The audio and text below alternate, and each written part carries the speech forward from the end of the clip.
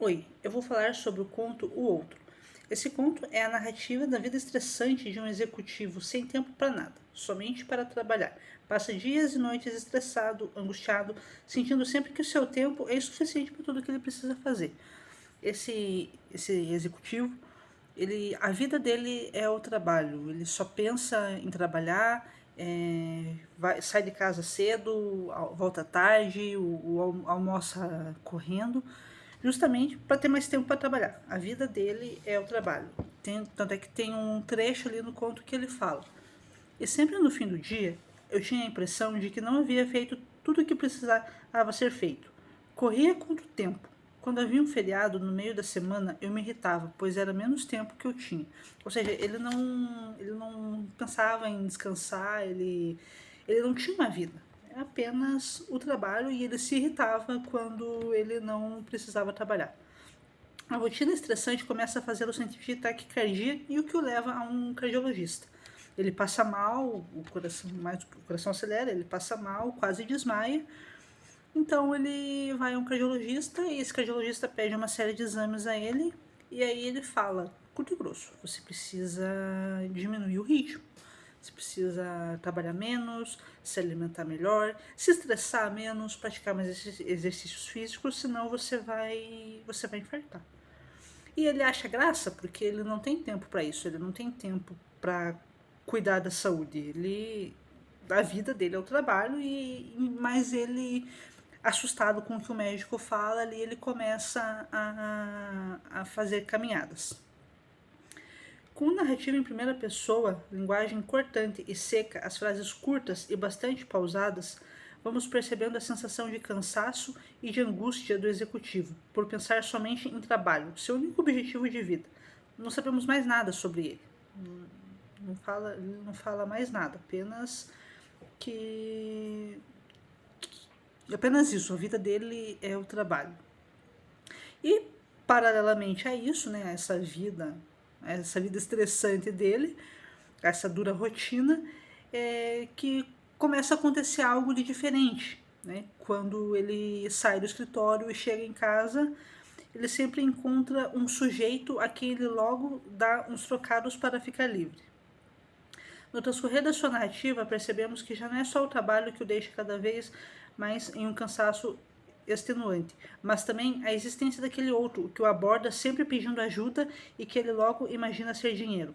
O garoto fala, o outro fala, doutor, será que o senhor pode me ajudar? E ele já logo pensa que é dinheiro e dá dinheiro pro garoto para se livrar logo do garoto. E sentimos que esse outro que lhe pede ajuda o incomoda. Todo dia, em sua visão, é alguém que o segue cada vez mais e o persegue. E um dia torna-se um homem forte, grande e que passa a espreitá-lo, fica escondido, seguindo ele, e ele começa a ficar com medo, ele se assusta. Acho que o cara está seguindo ele. Vemos então que o conto representa a relação de alteridade que há entre as pessoas do nosso cotidiano e ainda explicita a imensa dificuldade que temos em perceber esse outro diferente, muitas vezes até invisível, necessitado e por isso sempre tão ameaçador. Isso é uma realidade, né? Hoje esse conto aí já tem mais de 40 anos de publicação, mas ele se torna muito real, né? Nos tempos atuais, né? Hoje é um conto muito atual porque isso acontece bastante, né? Hoje em dia isso acontece muito, as pessoas na rua pedindo ajuda. E muitas vezes a gente também achando que é dinheiro, as pessoas achando que é dinheiro, simplesmente vai dar dinheiro achando que vai se livrar do problema. O conto nos alerta de que a própria sociedade moderna que faz com que as pessoas vivam constantemente em estado de tensão e estresse por causa do excesso de trabalho, da violência, da desigualdade social.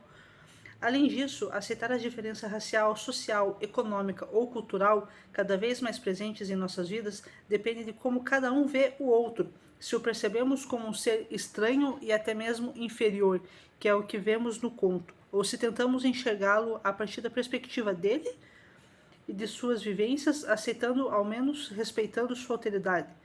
E essa mudança de perspectiva mostra-se urgente, como a narrativa nos faz refletir. Ele fica tão...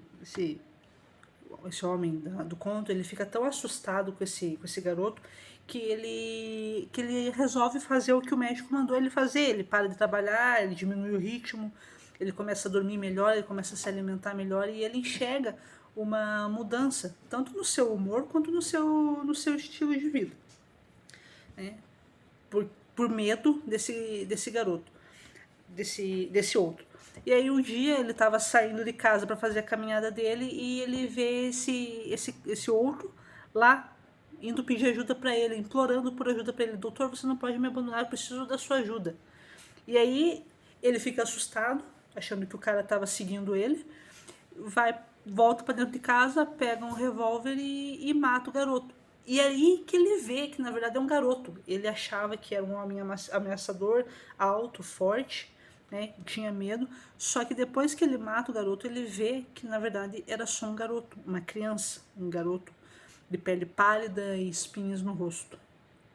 Era um garoto marginalizado. E, infelizmente, hoje em dia isso acontece muito.